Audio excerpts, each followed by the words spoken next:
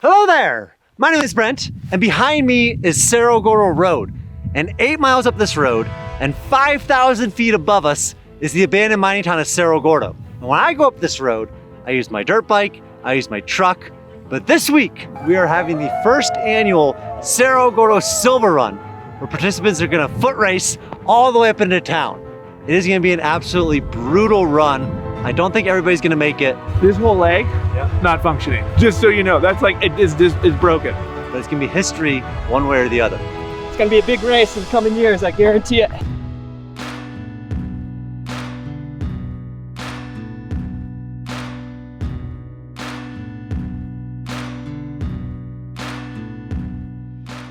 All right, so today is Thursday, so in less than 48 hours, we have about 60 runners from all over the country coming to race up our Cerro Gordo Hill. We have promised a recovery lounge with ice baths. We have medic stations along the way. We're supposed to have a massive meal at the end of this for all of the participants and all the people that are helping volunteer and stuff like that. Tomorrow, Cloth and Flame is coming, and Cloth and Flame is co-producing this event, so they're helping to put this all thing together. Stress is a little bit high. We have some really cool people coming in for this. We have former Olympians, other YouTubers that you may know, and more. The road that people are gonna be running up is called the Yellow Grade Road. And it's called the Yellow Grade Road because of the yellow shale that had to be cut through.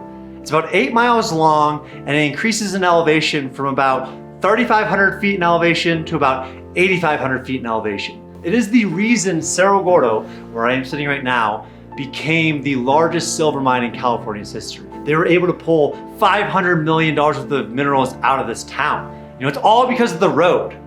And these days, the road is not for the faint of heart. We have had floods, we have had cars break down, and so now we're gonna see how it fares when 50 to 100 people try running up it. You know, my hope for this event is that it becomes an annual event. This is something that we do every single year. And I think this year is kind of proof of concept. And if we can prove this concept in this event, that we can pull off an event up here, I think it opens the door to have maybe 4 events each year. We have the run, we have the film festival, which is the second thing that I want to try to pull off in 2023. We're eyeing somewhere around Labor Day, you know, somewhere in September. And then maybe in later years, we have something like a conference, you know, maybe bring 100 people up, some great speakers, and then obviously a musical component.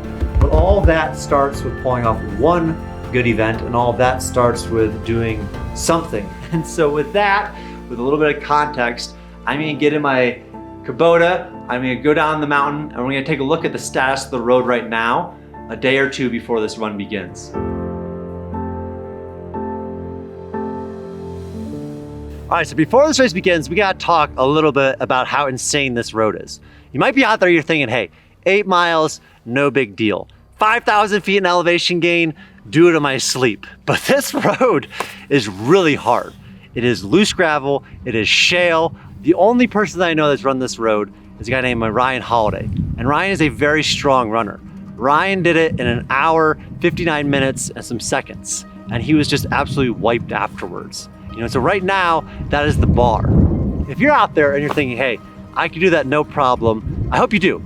I hope to make this an annual event. I hope you come out next year. But I will say this, the camera has a way of smoothing out the hills here. So this thing behind me might not look that steep, but it's very, very steep. Something to note as we watch these people come out this road.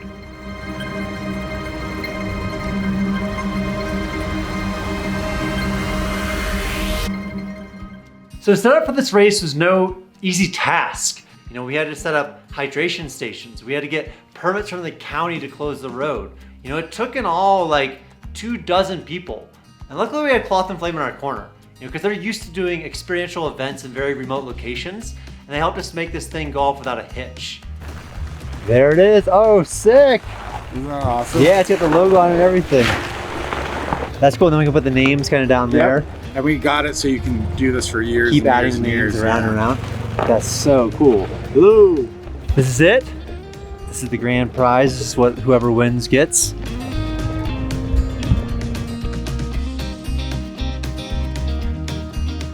All right, it has been a race getting ready for the race, but this is the day before. I think we have everything pretty much in place. We have enough water for the ice bath, some showers. food stands in place. In the morning, I'm gonna go pick up Nick, who my guys know from his YouTube channel, Nick Simmons. Got some other friends coming into town. Excited to see people start running.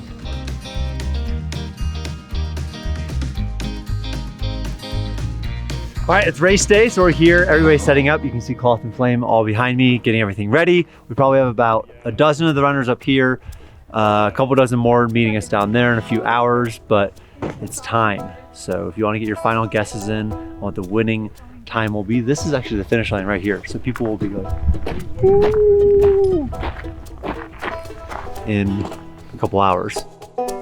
I'm Brendan Gann. I'm from California, from Southern California originally. And I'm feeling very, very, very nervous about this race. I think my time, fingers crossed, I'm aiming to be like coming in around 3 hours because I heard Ryan Holiday did it in about 2 hours and he's so much faster than me. We're down here in Keeler with Nick. Nick is an Olympian turned YouTuber, got an amazing YouTube channell, Nick Simmons. But how you feeling about the race? Nervous. Yeah? My specialty was 800 meters, and this is 8 miles. So what's that, 16 times longer? Yeah.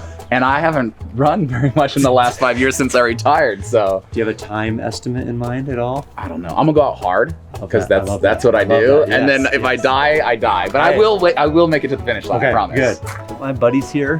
His name's actually Buddy. He has bet me $1,000 that he's gonna do it in under an hour and a half. Really? This is a man that has never run outside of the state of Florida. So I feel like I'm playing with house The money vertical right now. changes That's everything. what I'm I mean, saying. 8 miles is meaningless. Right. Just think 5,000 vert. That's what you gotta think about. And I'm also putting this on camera so that way, Buddy, you can't sneak out of this bet. You do owe me $1,000. Yeah, we're excited that you're here. Yeah. Excited Thanks for having me, first man. run. I'm And, excited. You said there's a trophy? I want my name on that trophy. no, that's what I'm saying. Like, there's a trophy. We're gonna engrave it, so you guys can come up and check it out. But yeah, we're only about an hour away. I know. I'm ready. Hell yeah. Let's go. Thank you for having me. Thanks for being here. Thank you, guys. Cool. Mark Yurtson from Sacramento, California. Stoked to be out here. Marcel Pinzari, also from Sacramento. I'm looking forward to getting last place, so it should be fun. I heard it from my buddy here. He said it's gonna be like a 2 mile run. So I'm like, let me try it out. My first run ever. I think it'll go good. You ran the Badwater run a lot? Yeah, back in the early 90s, I did it 3 times. My Wow. wife's done it 3 times. Whoa. Yeah. That is amazing. Now we just support the race. I do blisters. Okay, yep. I'm the blister queen. That I got is him so right. cool. Scott Ferreira in from Phoenix, Arizona. I got my Mortimer Belshaw pin here with me too. Figured need a little bit of Cerro Gordo spirit to help me get to the top. I'm Sam Golbach, Nate Hardy from Kansas. There's no hills in Kansas, so we are about to die. Let's do this. Heck yeah. Thank you so much for coming to the first annual Cerro Gordo Silver Run. Give it up for yourselves, you know, this is a pretty exciting time. You guys are among the freak and demented that want to participate this first year, which is amazing. If it ever gets too tough, remember back in the day that everything up there was brought up on mules and men, and so, you know, if they could do it back then, maybe we can do it now. Thank you all so much for being here. I'm gonna get a shotgun. We're gonna shoot a shotgun to begin this thing, you know, true Western Class style. 3, 2, safety. You chamber it? Yeah! 3, 2.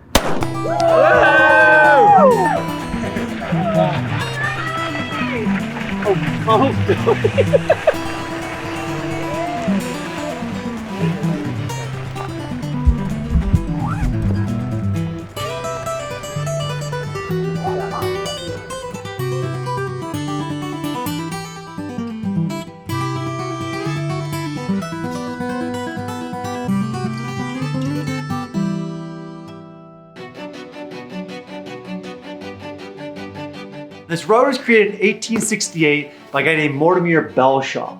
So he wanted to control access of everything coming and going from Cerro Gordo. So he started construction of the Yellow Grade Road. And when that was completed in 1868, that was just the ability for the town to boom. Belshaw, you know, being the shrewd businessman that he was, didn't do this out of the kindness of his heart. He charged every wagon, mule, and man coming up this mountain a quarter, so 25 cents, and he would get you coming and going off of the mountain. That way he was making money every which way. And there's a story related to the road where this company wanted to start refining their own ore. You know, they didn't want to use Belshaw's smelters, so they started taking raw ore off the mountain, kind of raw galena like this. So Belshaw devised a plan to make it as hard as possible for them to get off the road. And so Belshaw stopped any type of maintenance, requiring these wagons to just get deteriorated moving any of this raw ore off the hill. Now obviously this ended up in court, and so Belshaw's infamous one-armed lawyer named Ned Reddy said something to the effect that if it wasn't for my client, you know, there would never be a town to be arguing about in general, meaning if it wasn't for all of Belshaw's investment into this town, then, you know, there would be nothing to go to court over. In the end, Belshaw won the lawsuit, the toll remained and the road remained. And these days, the road can be just as treacherous as back in Belshaw's day, which makes these runners coming up it just that much more impressive. It's all downhill from here, right? Exactly, yep, you're good. By the time we got to the first checkpoint, Ryan was just ahead of everybody. You know, he was leaps and bounds ahead, a distance he would maintain pretty much for the whole race. But the rest of the pack was kind of split. You know, some were keeping that slow and steady pace, others were getting a little bursts, then walking. Leaders of the pack right here. First annual Cerro Gordo run. Yes! Let's go! Let's go! That first mile and a half is so deceiving because like it's hard, but mentally I was like, remember the hills are coming. I'm feeling great. That guy, like, I'm just old and fat, so it's taking a little longer than I hoped. Killer course. It's gonna be a big race in the coming years, I guarantee it. It's a hard race. You know, we're halfway through. I think my stamina is staying up. I think I'm gonna be able to finish it this time. I'm excited that I'm beating both Nick and Buddy, and I look forward to collecting a lot of money. Give us a quote, give us a quote. Mountains are calling. I must go. There's an ice bath waiting for me in my Silver Run shorts. Let's go. Woo! Woo! This is literally the hardest part of the whole race. After this, home straight. You want water or anything? We got water in the back. I'm good for a second. I'll wait till the next one. Hey, give us a David Goggins quote. carry the boats! Carry the boats! I'm listening to Celine Dion. Element really saved the day on this race day. You know, Element is something that I take every single day up here at Cerro Gordo. Living at 8,500 feet is just taxing on the body. They're super easy to use electrolyte mix. All you do is take a little packet, throw it in some water. There's no sugar, there's no artificial colorings, there's just the stuff you need. And you shake it up, and those muscle cramps, those dehydration headaches, that are just kind of out the window. For anybody watching, if you go to drinkelementT.com, so drinkelement.com/Brent, they're giving away 8 individual packs for free with any purchase. I really hope you check them out. Drinkelement.com/Brent. Towards the end, Ryan just smoked everybody. You know, Ryan Lecker was the winner of the inaugural Cerro Gordo Silver Run at a time of 1 hour, 46 minutes, and 48 seconds. He took the lead from the jump, and he kind of never let it go. Yeah!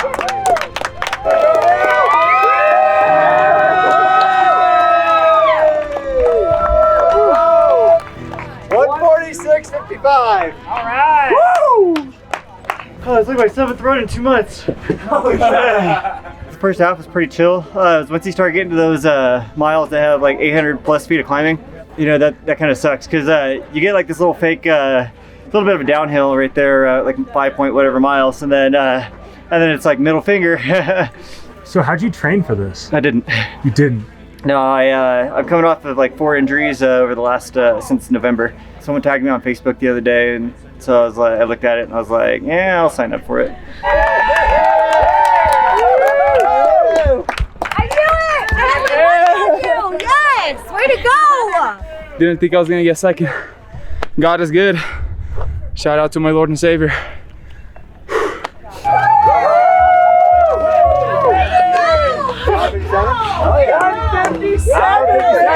Third place! Oh shit! Third place!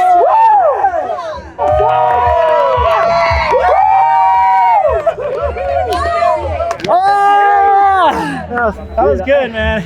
I was hardcore cramping up by the end. Can't do this race without liquid death. Or Element. Element got me through.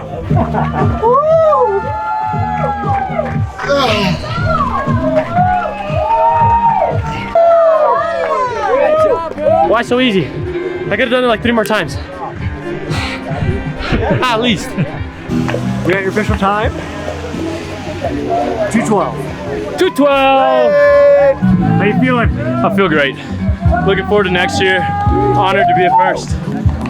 Part of the inaugural year. There we go. There we go. Nice kick. Good job. Dude, that was you. This is your champion right here. That's a real runner. I beat the Olympians. Yeah, you kicked my butt. Well done, dude. I would equate it to about a half marathon effort. So if you've gone out and run a half marathon, you know, 13.1 flat, kind of similar to 8 mile with 5,000 vertical. So it took me about 2 hours and 15 minutes. And that's probably, if I ran a half marathon, I'd be somewhere in there. The aid stations were amazing. Best orange I've ever had at 7,000 feet. Glad to be here. You're almost there. Oh yeah. This is awesome. Gorgeous view. Amazing, but man, this last uphill's brutal. Mom, I love you. Oh man, this is tough. I definitely underestimated this whole thing. I can't believe I almost caught up to Nick. Yeah, you did. Dude, that was painful. Yeah. I got like numb in my fingertips.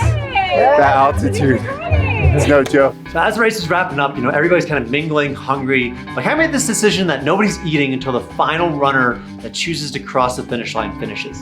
You know, if that person has the courage to not only tackle this race, but to finish this race, we're all gonna wait for him. This whole leg, not functioning. Just so you know, that's like, it's broken. So I think I got it. Okay, we've learned a few lessons today. My approach was tortoise and the hare. I was gonna be the tortoise and I was gonna win the race. And what they don't teach you in school is that sometimes the tortoise loses the race. And sometimes the tortoise doesn't even finish the race. But Don't talk like that. You're gonna finish. I'm gonna do it. You wanna know why? Because there's a guy behind me that won't give up. But I'm feeling good. I got some energy. I'm thinking about food. We have some cornbread coming up to satisfy the hunger until then. And then I hope within 15 minutes we're all eating. So appreciate the patience and let's give it up for Andrew when he gets up here.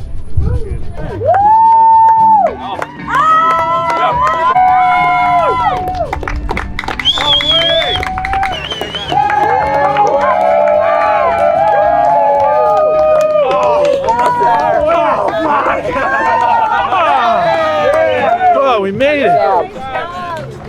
Thank you. Thank you so much. No, I wish that there was a fresh ice bath. You know, I just think that all of the runners that participated this year, all of that shared bond, you know, they all went through this crazy experience together and we couldn't just leave one person behind. And luckily after he was here, we were able to eat and Cloth and Flame just put on an amazing spread. Okay, so we have dry rubbed and smoked chicken, as well as tofu that's treated with the same love. We also have roasted and smoked sweet potatoes with a harissa vinaigrette, cotija cheese, charred onions, and cilantro. And then we have a super fresh slaw, a bunch of cabbages, a bunch of citrus, carrots, a bunch of love, and then cornbread. I'm honestly in tears. They're the happy tears. We had wanted to have events up here for years. This is the beginning of the big thing, and to see a race up here is even more amazing than anything else we would have done. This is great. All right, guys, that is it. That is the first annual Cerro Gordo Silver Run. Congratulations to everybody that participated. That is history in the making. We hope to do that every single year. Our goal was to bring life back to this place. You know, that was kind of our hope. And today, the town feels very much alive with everybody here. And so I want to thank everybody for being here, whether you're participating. Huge shout out to Cloth and Flame for making this thing happen. The trophy will be engraved and remain here on site, so you can bring up your friends and be like, look, I did win in 2023. Let's go, Rogers! All right, so all in all, the event was just a smash, you know, excitement. That is the word if I had to try to capture the event that was most prevalent throughout it. It was just beautiful. You know, the town was just buzzing in this way that I don't even know that I've ever felt before. And it's something that I can't wait to do time after time, year after year. In fact, I am so excited about it that if you look in the description below, we are gonna do this event next year again. Already we're planning on it. It's gonna be bigger, better than ever. You know, it went off this year so amazingly, and we only announced it 9 days before the event. So I think with a year of preparation, I can only imagine how amazing this event's gonna be. So if you're interested and you wanna run in this thing next year, feel some of that energy, you know, the link's below. There's gonna be an early bird special where you can lock in your place now for a little bit cheaper, and I can only imagine how amazing we're gonna make this event next year. So I do hope that you sign up. So I just want to say thank you to everybody involved. You know, huge thank you to the county for allowing us to do this. Huge thank you to Cloth and Flame for helping us make sure this thing went off without a hitch. Thank you to Element. You know, Element has been a huge supporter of this town for a very long time now.